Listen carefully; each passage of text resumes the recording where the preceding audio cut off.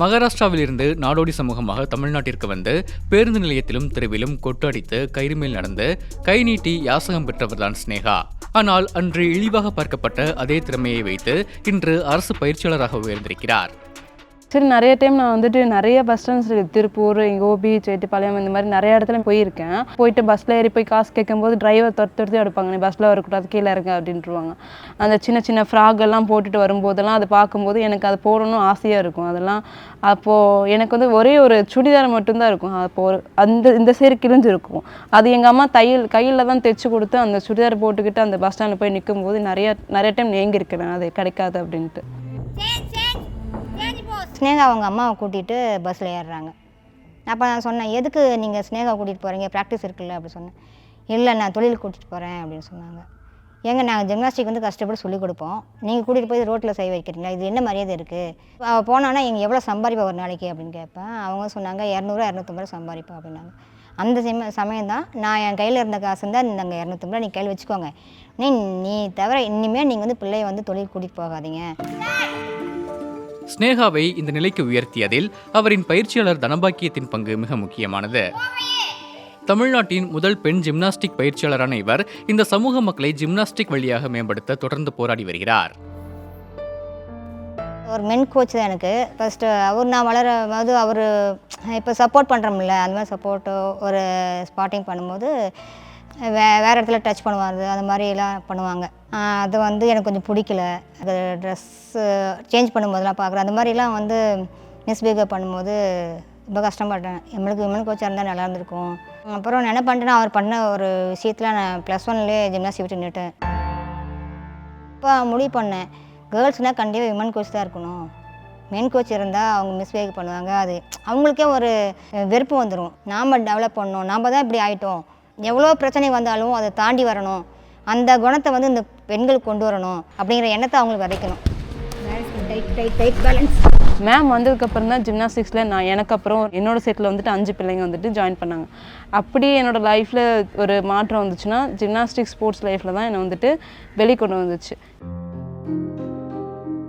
குடும்பத்தின் மூத்த மகளாக பிறந்த ஸ்னேகாவுக்கு தன் 3 சகோதரர்களை கரை சேர்ப்பது, உடல்நலம் குன்றிய தந்தையை பார்த்துக்கொள்வது என பல பொறுப்புகள் இருந்தன. இதற்கு மத்தியிலும் ஸ்னேகாவின் கனவை கூலி வேலைக்கு சென்று தாய் ராதிகா நனவாக்கியிருக்கிறார். பாப்பா கூட்டு போவேன், என் சின்ன பையனை கூப்பிட்டு போவேன். அவங்கள கூப்பிட்டு போய் கஷ்டப்பட்டு தான் பஸ் ஸ்டாண்ட்லாம் கையேந்தி வைப்போங்க. கையேந்தி அவங்க 200-300 வாங்கிட்டு வருவாங்க. அந்த காசை வச்சு தான் நாங்கள் வீட்டு செலவுக்கு வச்சுக்கோங்க. அந்த காசு தான் அவங்க கையில் கொடுப்பேன். இந்த ஸ்கூல் போகிறதுக்கு, யூனிஃபார்ம் வாங்குறதுக்கு, நோட்டு வேணும் அது வேணும் கேட்டிருப்பாங்க. அதுக்கு 15 கொடுத்துட்டே இருப்பேன். அப்புறம் நம்ம தொழில் நம்மளோட போட்டோம், பசங்காச்சும் படித்து நல்லா இருக்குன்னு சொல்லி தான் கொஞ்சம் அந்த கட்டுற வேலைக்கு போகிறதுக்கு ஆரம்பித்தோங்க. எங்கள் தொழில் வந்து ஊராக போய் தள்ளு வண்டியில் சாமானெல்லாம் போட்டு மூங்கல் அந்த மாதிரி பாரு கம்பியெல்லாம் போட்டு நெட்டிட்டு, மூங்கல் நெட்டி திரை கட்டி வேஷம் போட்டு ரெக்கார்ட் டான்ஸ் ஆடுறது, பார் விளையாடுறது, கம்பி மேலேருந்து கம்பி தாவுறது, அப்புறம் கம்பி மேலே நடந்துட்டு போகிறது, அந்த மாதிரி எங்கள் தொழிலுங்க. அப்போ நாங்கள் வந்து இந்த தொழில், ஐயோ எங்கள் தொழில் நாம் படிக்க வச்சாலும் நம்ம தொழிலை தான் வந்து இதுதான் செய்யணும் அப்படின்னு சொல்கிறாங்களே, பாப்பா இந்த மாதிரி வேண்டாம் நம்ம படிக்கணும், எந்த தொழிலனா அப்பா அது வந்து ஃபோர்ஸ்ன்னு சொல்கிறாங்க, அது வந்து விளையாட்டு துறைன்னு சொல்கிறாங்க, அது மூலியமாக நல்லா ஜாப் கிடைக்கும், நல்லா கவர்மெண்ட் ஜாப் கிடைக்கும், அதனால தான் சொன்னாங்க அப்படின்னு. எங்கள் ஊரில் வந்து எப்படி இருந்தாலும் காலையில் வேலைக்கு போனால் நைட்டுக்கு வந்துடணுங்க. நைட்டு இங்கேயும் தங்கக்கூடாது. இந்த ஸ்னேகா படிக்க போகையில் எல்லாமே ஒரு மாதிரியாக தான் பார்ப்பாங்க. இந்த பேண்ட் ஷர்ட் போட்டு இது என்ன வெளியே படிக்க போகுதா, எங்கே போகுதோ, அம்மா ஊர் சுற்றிட்டு வருதா, ஊர் திரியிட்டு வருதா, இது எங்கே படிக்க போகுது அப்படின்னு சொன்னாங்க. 20 வயசு 23 வயசு ஆயிடுச்சு, கல்யாணம் பண்ணி கொடுக்க வேண்டியதானே சொல்லுவாங்க. அப்புறம் எங்கள் மாமா தான் எல்லாம் சொல்லுவாங்க, ஃபுல்லாக படிக்கணும்னு சொல்லிட்டு இருக்குது. அவன் நல்லா படித்து நல்லா வந்தால் நம்ம தான் நல்லது சொல்லி எங்கள் மாமே நான் மேம் எல்லாமே சொல்லிட்டுருப்போம். மேம் தான் எங்களுக்கு ரொம்பவே இதாக மேம் தான் சொல்லிட்டுருப்பாங்க, சின்ன நல்லா வருவா, நல்லா படிக்கட்டும்னு எங்களெல்லாம் அம்மா மாதிரி அவங்க தான் பார்த்துக்கோங்க.